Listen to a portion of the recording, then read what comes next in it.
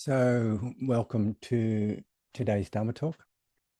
And today the title of the today's talk is "The World is Burning with Greed, Ignorance, and Hatred." And I'd like to talk about the world in two different ways. One way relates to the subjective world of the six senses: sight, sound, smell, touch, taste, and mind. And the other way relates to what is sometimes called the relative objective world, the world of our consensual reality, or the world as we generally know it. So I'd like to talk about how both these worlds are burning. They're burning with greed, ignorance, and hatred. And I'd also like to discuss how we can begin to find ultimate freedom with our world of the senses, this ultimate reality of there just being what's happening right now, as well as how we can find some relative peace, at least, in the external world of people, places, and things. So most of the Buddhist teachings, as far as I've understood, are about us working with our internal subjective world of the senses. And this includes realizing that much of the consensual reality of our objective world is influenced by our mental constructions about it. And that this doesn't mean that there's no objective reality out there. But what it means is that we have an influence on the way we think about the world. There is a reality out there. I know you guys are, in various states around Australia, and I know there's a place called Australia and all the rest of it. However, if we really look closely into that, it's very conceptual. It's very much a creation of my mind. And I'm semi-retired now, so I've cut back on a lot of work. I'm still doing some things. And I'm finally getting to doing what I've been meaning to do for years and years and years and years. And yesterday and the day before, and I'm going to do a bit more tomorrow, I pulled out of my house, where the house, you know how we put the things under our house that we just want to forget about? We store things. I've got these storage boxes, plastic boxes, and I'm pulled out about 6 of them. They're about this big. 6 of them filled with notes, filled with a lot of handwritten notes of all the workshops I've done. I've even pulled out some of my old essays from the masters I did about 25 years ago or something like that. I've been a psychologist for 30 something years, 33 years, but I did a master's about 25 years ago or more. And I even pulled out those notes, and I'm just pulling the plastic off them and throwing them in the bin, throwing them in the bin, throwing them in the bin. And looking at them, I realized I've written so many notes about psychopathology and ways of finding freedom and all sorts of things. And throwing them out, I'm realizing they're just memories. They're just concepts right now. Where is that world now? I mean, all that's gone behind. And sometimes I wake up very early in the morning, and I need to go to a pee or something like that. And sometimes I consciously wake up early and I don't get back to sleep. So I get up and I come into this hut and I meditate, and it's like 3 a.m. in the morning or 4 a.m. in the morning. And it's very, very quiet. It's very quiet and nothing's happening. And I close my eyes and I sit. And I realize that this world I'm thinking about, I worry about what's happening in the world. I mean, it's going through incredibly strange and difficult and terrifying times, but it's all in my mind. The reality of my experience at 3 a.m. in the morning is just this. It's just the reality of the senses. And so I say, this is not to disregard the reality that there is amazing and terrifying and unprecedented political movements happening in the world right now. But it's to touch base with the reality of that in terms of what is actually happening now and how much we construct. Like I'm sitting here at 3 a.m. in the morning, like I did this morning. That was 4 a.m. this morning. 4 a.m. this morning, sitting here. And, I listen to the news and I create all this stuff. And often the news is fake news anyway. It's AI created and not sure if it's true or not. And it's my creations. So the Buddha emphasized for us to work with what we can directly experience. And what we can directly experience is this subjective world of the senses. And in a short sutta in the Samyutta Nikaya, this is the Samyutta Nikaya. Look at the thickness of that. That's a translation. In a short sutta about in that book, in that text, sorry, I should say, called Full Understanding, what he talked about, he said, and because what is the all? What because is the all? And here the all he's referring to as the world. He said, the I and forms an I consciousness and things to be cognized by the I consciousness. The ear and sounds and ear consciousness and things to be cognized by the ear consciousness. And he goes on to talk about all the senses. And he concludes with the mind and mental phenomena and mind consciousness and things to be cognized by mind consciousness. This bhikkhu is the all without directly knowing and fully understanding which, without developing dispassion towards which, and abandoning which, one is capable of destroying suffering. In other words, getting over suffering. But bhikkhus, by directly knowing and fully understanding the all, by developing dispassion towards it and abandoning it, one is capable of destroying suffering. In other words, what he's saying is that everything within our experience is contained within the six senses. And for as long as we can't understand and see this, we are bound to cycles of suffering. However, he also said that when we can see and fully understand this, we can develop dispassion towards it, or the fading away of craving and the letting go of clinging and the realization of freedom from dukkha, nibbana, or the reality of non-clinging. There's a really very famous sermon, a sutta, sorry. I mean, a sutta is a sermon, basically. A sutta is a story of the teachings of the Buddha or his disciples. And there's one called the Fire Sermon. And in this case, the Buddha went and delivered, he went and visited 1,000 former fire worshipping ascetics.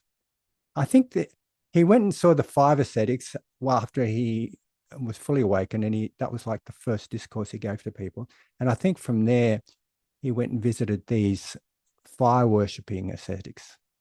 And he kind of met up with them, and he got them on his side because they were into magical phenomena and they were into worshipping fire. And he demonstrated a number of psychic abilities, and they were impressed by that. So they were willing to listen. So he used the metaphor of fire to meet them from where they were, to talk to them in language they understood.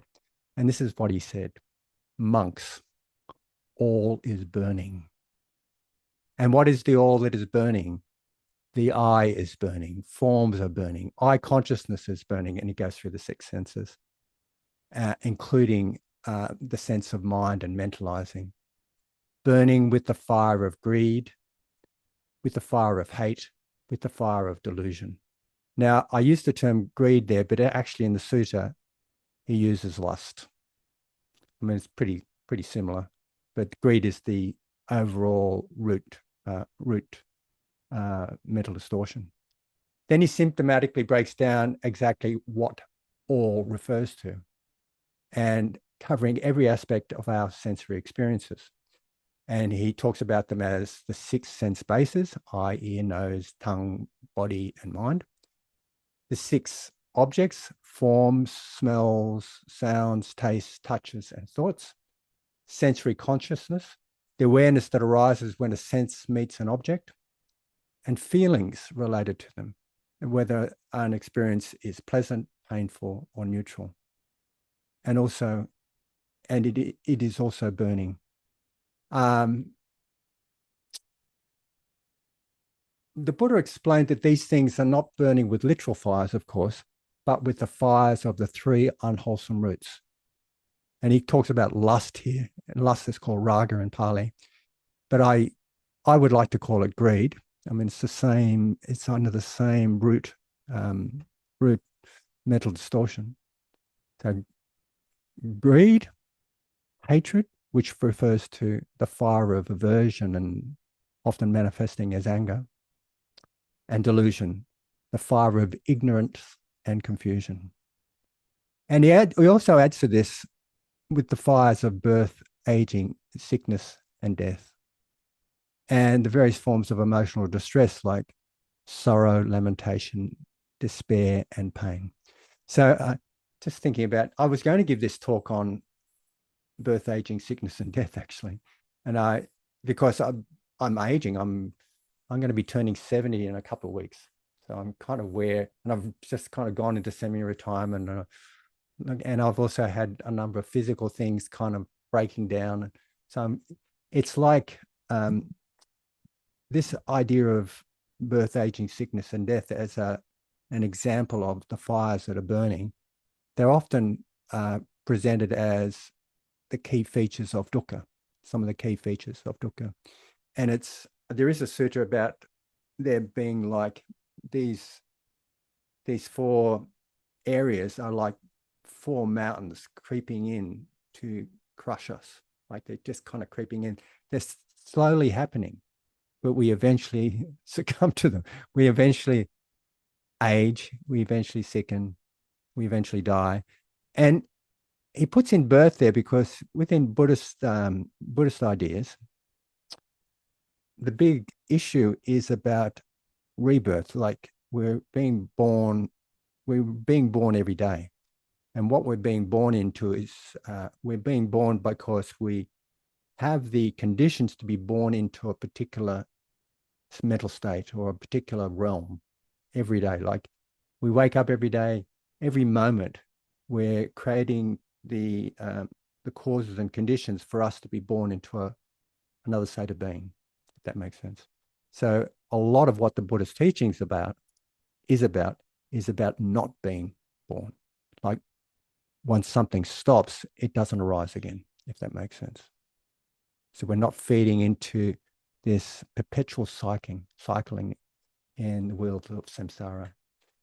So the solution the Buddha proposed is not to put out the fires with willpower, but to change our relationships to the senses through insight. And he talks about that there's 3 terms that I'd like to explain here. The first term is nibbana, and that refers to disenchantment. And I noticed that as I get older, I was going through these notes and throwing out these things, and it's throwing out these notes from years and years back. And I was also thinking about what I was interested in and what excited me and what pulled me into various things in life. And these days, like as I get older, there's a sort of sense of disenchantment with what used to pull me in, with what I used to crave after, what I used to want to bring into my life. So this disenchantment comes about, I think, from when we start to see the way things are, when we start to see the suffering involved with our clinging and craving, and we start to have what's called dispassion. Dispassion is a fading away, is another way of saying a fading away of our craving. If you think the craving is one of the causes of suffering, it's one of those links in the cycles of suffering and cycles of samsara. It's a pretty major link. And we've talked about craving, we've talked about ignorance, we've talked about different links on that cycle, but craving is one of the key ones. If you think about craving as being the beginning of a whole cycle of suffering, if you can have reduced craving to that extent, you can reduce the pain of cycling and that suffering. And if you can uproot craving altogether, you can uproot one of those key links in the cycles of suffering. You can be free from suffering. So he's talking about we put out the fires through disenchantment, like a disillusionment with experience. We put it out with dispassion, and we eventually experience vimutti. Vimutti translates as freedom. So once craving fades, the mind is liberated, the fires go out because there is no longer any attachment to keep them burning. Craving and clinging, craving leads to clinging, leads to becoming, leads to birth, and so on. But craving is considered as the fuel for the fire.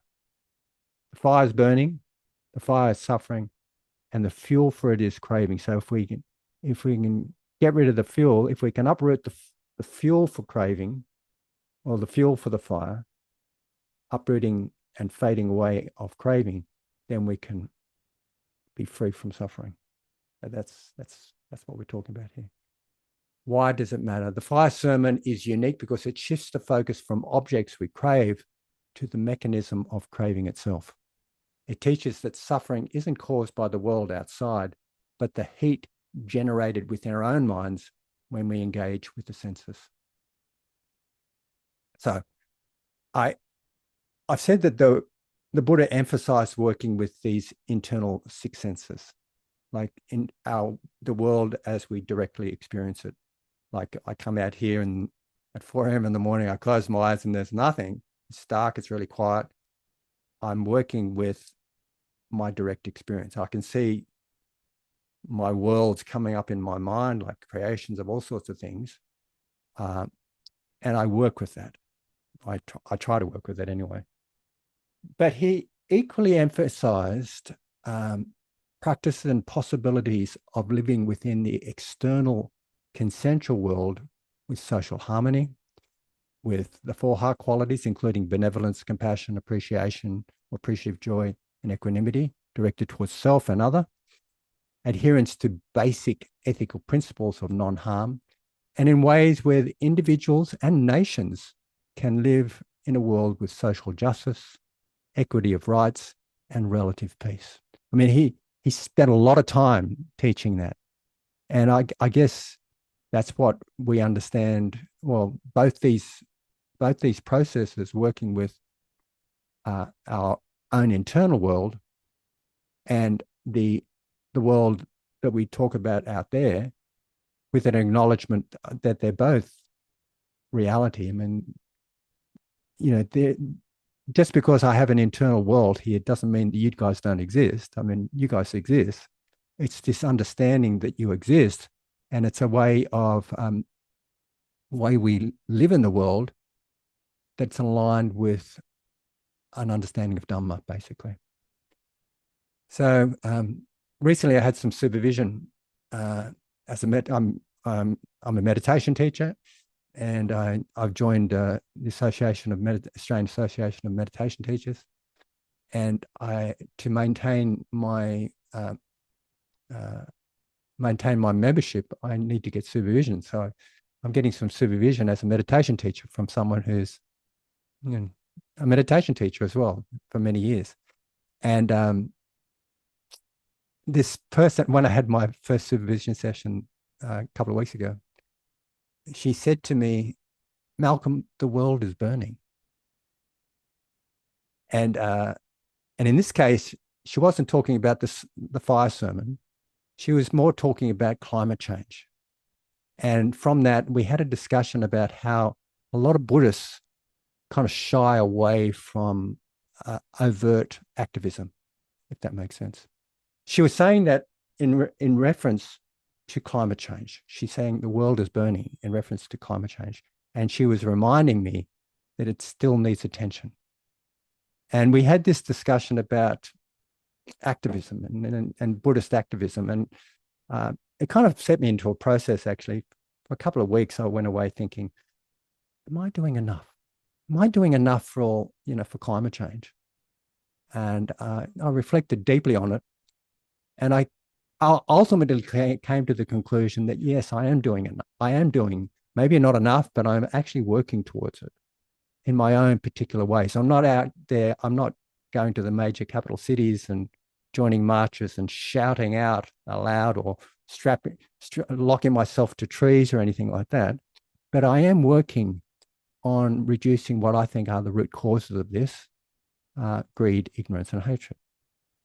The human aspect of climate change is maintained by our greed, ignorance, and hatred at its root causes. So I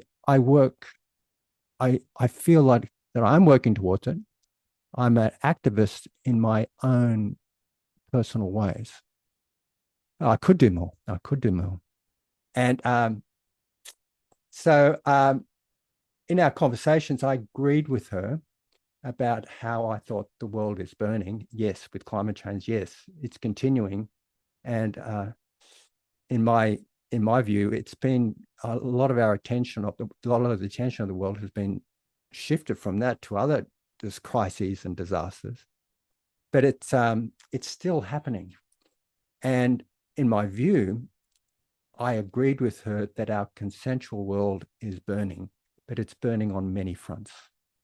Not only with the climate crisis, but with war, social injustice, oppression, racism, genocide, anti-Semitism, Islamophobia, colonialism, profiting from misfortune, economic threats, shamelessly breaking of international law, the growth of fascism, the violation of human rights, and the list goes on. I think perhaps you can all agree with me that the world is burning. At the root causes of all this stuff is greed, ignorance, and hatred. So over that Christmas break, I also reflected on why is it that a lot of Buddhists, Buddhists kind of get shy about overt activism. And I remember reading a paper at the beginning of last year. It was probably around about March or April last year, about a call for Buddhist teachers to not stay silent about the genocide that was happening, and it continues to happen in Gaza. And I want to mention that opposing and opposing the violence and opposing genocide does not equate with anti-Semitism. I mean, they're two different things. A lot of people will accuse us of being anti-Semitic if we talk about slowing down on the violence and the death that's happening in the Gaza and the social oppression and so on. But it's not that. It's not anti-Semitic. It is anti-violence. It's anti-killing. So I came to, in my reflections, I thought, yes, I'm still working towards those things, working towards the reduction of greed, ignorance, and hatred, not only within myself, but also in my associations with people as a clinician, for example, and also with doing little things like this, we're talking here. And also reflected on why is it that many Buddhists are silent. I reflected on how when I was a monk years and years ago, there was no conversations about politics. There was no conversations about, war. There was no conversations about things going on in the external world at all. And in fact, I remember doing that not talking about politics. And I remember there's several suttas that are out. They're talking about pointless talk. And in fact, there's another sutta in this Samyutta Nikaya. It's called pointless talk. Actually, one translation has it as animal talk, but I prefer the term pointless talk. So in this particular sutta, the Buddha instructs monks to avoid pointless talk regarding worldly matters, such as politics, war, sensual pleasures, and gossip, because these topics do not lead to spiritual progress or enlightenment. Instead, he encouraged him to speak only of the four truths, that is, the nature of suffering, its origin, its cessation, and the path leading to its end. Such talk is considered beneficial as it leads to peace, direct knowledge, and nibbana. So, though I agree with what the Buddha said, and in fact, I notice the more I talk about politics, the more I talk about world, and the more I engage in the news, it's the news of, and I click on the news, and then I get diverted into something else, and I get caught up in this whole kind of world. The more I do that, the more I attend to that, the more I kind of get caught up in things. And I remember talking about politics with some people, and what it turned out to be was like one person's view arguing against another, because there's something called wrong view. And wrong view, I've given talks about this. We have our views and we always think we're right. Have you ever noticed that? You always think you're right and the other person is wrong. The wrong person, the person we think is wrong, they also think that they're right, if that makes sense. They think we're wrong and they're right.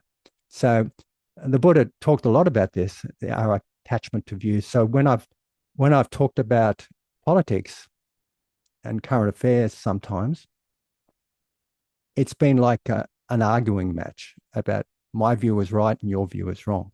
And in the Buddha talked about views like being in a thicket, like a thicket of views. It's kind of, the more we cling to our views, the more we are kind of ensnarled in the jungle of it. So, that's one reason I think that some Buddhists tend not to talk about politics.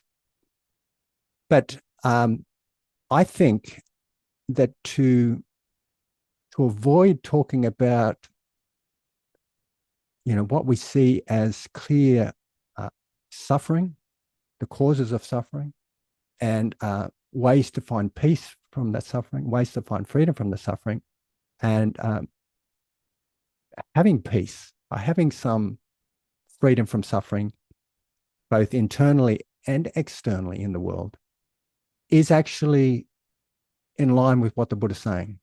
He's saying, don't necessarily get caught up in views, but talk about what's true. So I thought about sometimes by remaining silent about what is clearly unethical and harmful violations of rights could be considered as colluding with these behaviors. Remaining silent could also be considered as wrong speech and unethical. And some situations could be compared to bullies in the school playground. Do we just stand by when we witness bullying? Do we teach our school students to just stand by when they're seeing bullying? Because if we just stand by and we don't stand up for those who are being bullied, are we colluding with the bullies and just reinforcing their unwholesome behavior? So I realize politics is very complicated, and I've supervised people and tend to myself to avoid talking about politics. And because I'm by no means very knowledgeable about the world of politics. But I'm also very aware that the systems are driven by views, and we always think our view is right. And I know that if we can see through our views, if we can see and step back from the filters that our views put in front of our vision on things, we can actually perhaps, if we can see through the filters of our views, perhaps we can speak out and see with compassion and wisdom. If we could look towards what works to reduce the impact of our own mental distortions and apply these principles to the outer world, perhaps we can find some peace, both inner and outer. The Buddha emphasized that peace to a consensual outer world is via inner peace. And he and all the practitioners who have followed the Eightfold Path to freedom have described thousands of ways to abandon the mental distortions.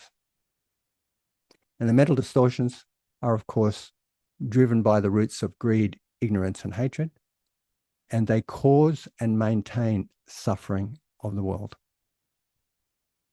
So some aspects of these many, many different approaches to liberating ourselves from the clutches of the mental distortions, liberating ourselves from mental distortions, liberating ourselves from all this suffering, actually. Some of the first ways, some of the first steps are actually turning our attention to them, turning our attention as is described in the Eightfold Path, with right view, right intention, right speech, right action, right livelihood, and then right effort, right mindfulness, and right concentration.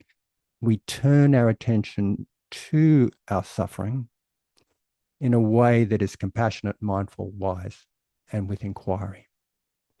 We turn ourselves towards the suffering, as we know in the sequence of the Four Noble Truths. There's suffering, and there's a cause of suffering. There's causes of suffering. There's a way, and there's freedom from suffering, and there's a way to freedom.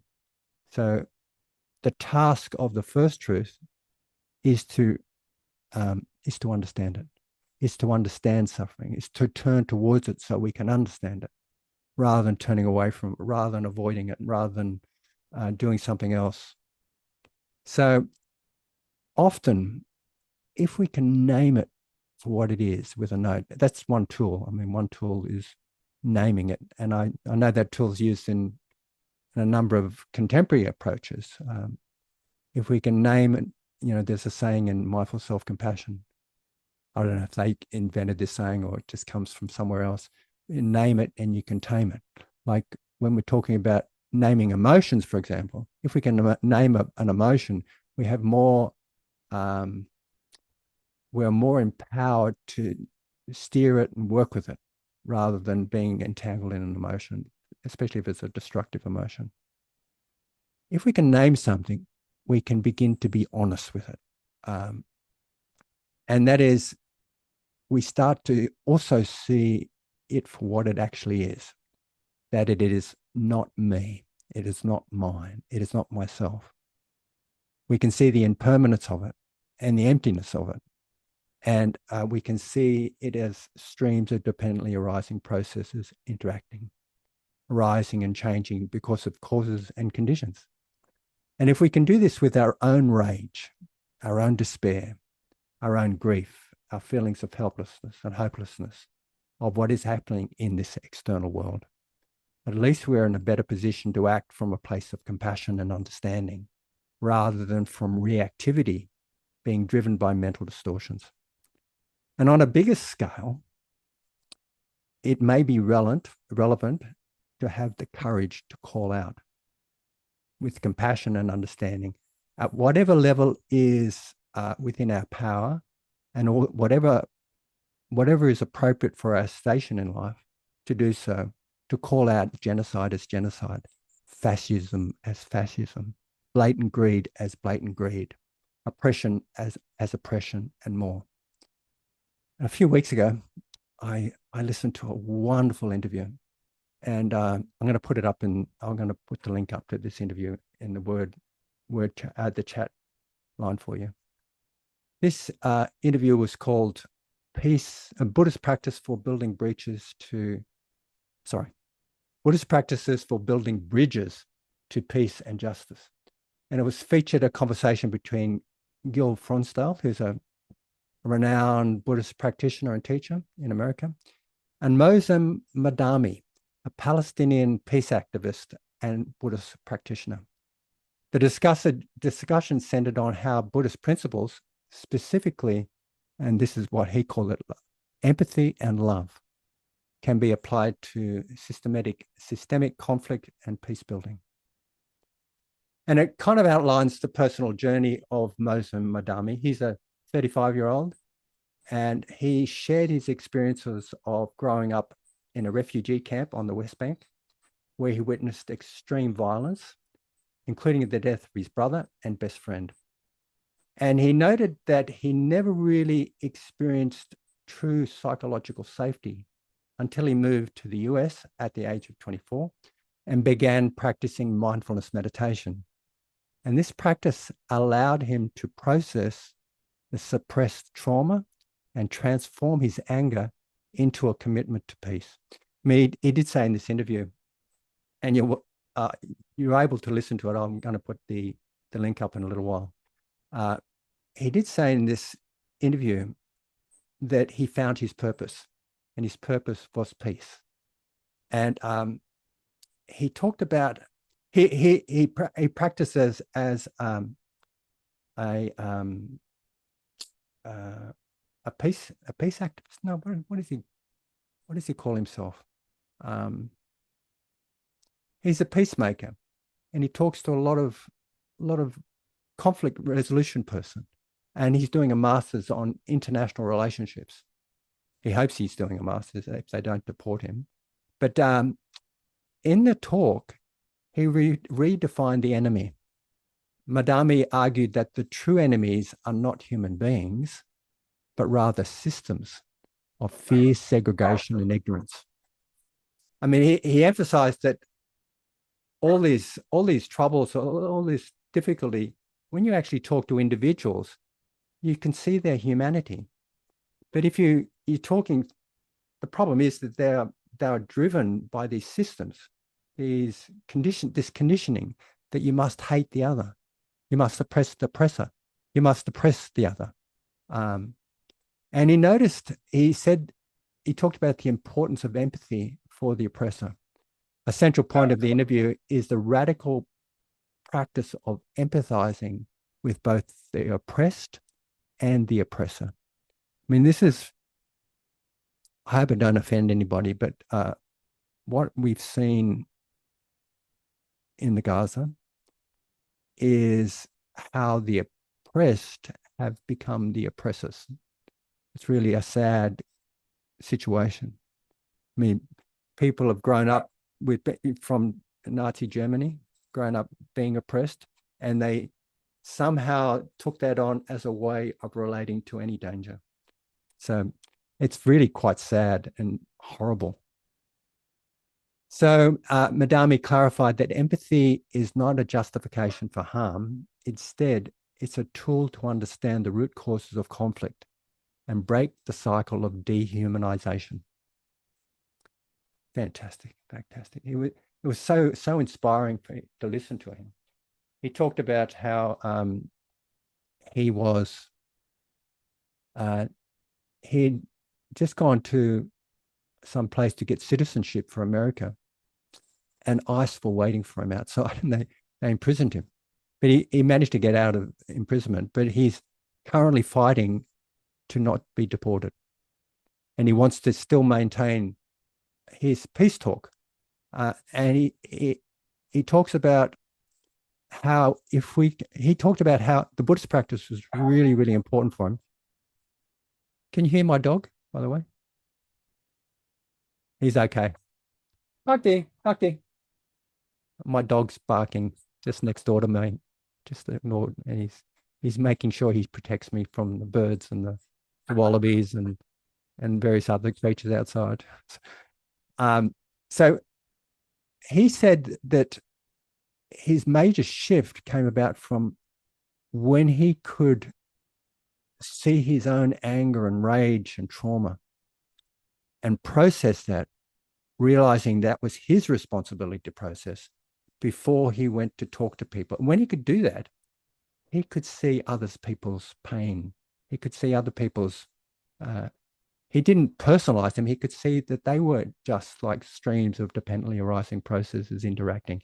He didn't personalize it. He could see it as just people doing what they're doing because of causes and conditions. And that enabled him to speak to them and hear them and empathize with them and be compassionate. And he talks about how that is the way to make change. It's not about imposing one's view. It's not about fighting with them, but it comes about from love. He talked about it as love and understanding. So he mentioned a call to action for the Buddhist community, because it was the Buddhist community who was listening to this talk. So, Gil Forensdale is a Buddhist practitioner and teacher, and this talk was given by the Sati Center, which is a wonderful center for giving talks and organizing retreats and so on. So Madami made a direct plea for Buddhist teachers and practitioners to engage more deeply in social justice issues. He argued that if the goal of Buddhism is to alleviate suffering, then teachers must help students navigate worldly injustice through the lens of Dharma. Fantastic. And he talked about the power of interconnectedness. He emphasized that modern technology has made the world more interconnected than ever, creating a unique historical opportunity to build a global movement of humanity. And the final message he gave to us was to act with love. Use space and meditation to transform negative tension into positive energy before engaging with the world.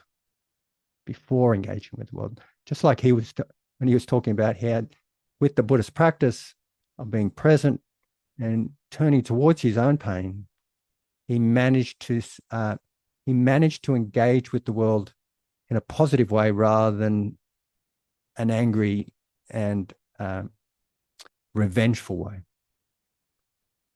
He emphasized staying positive and avoiding despair, because he said it's like a dark energy that allows harmful forces to fester and continue.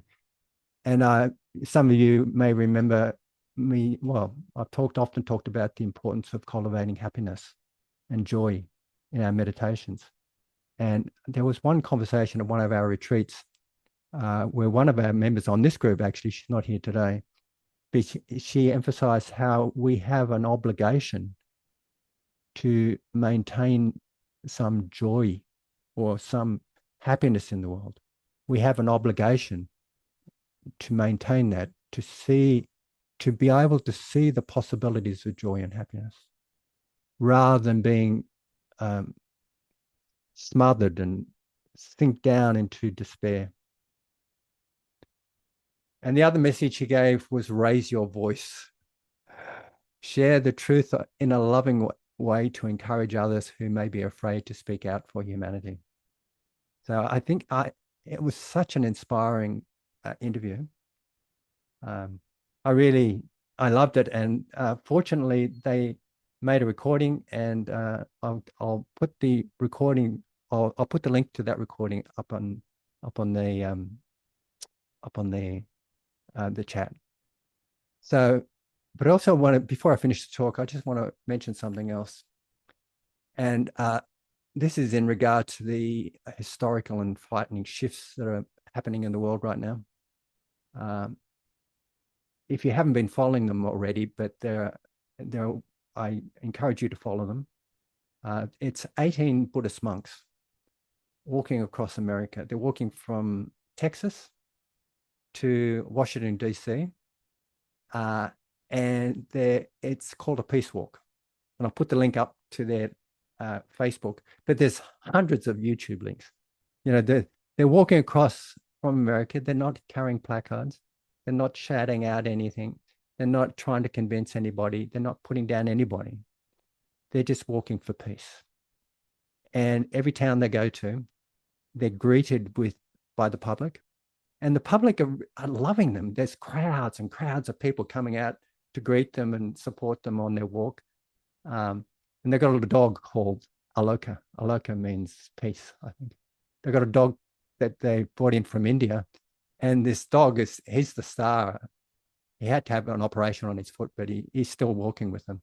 He's got this little white patch on his forehead, and it's in the shape of a heart.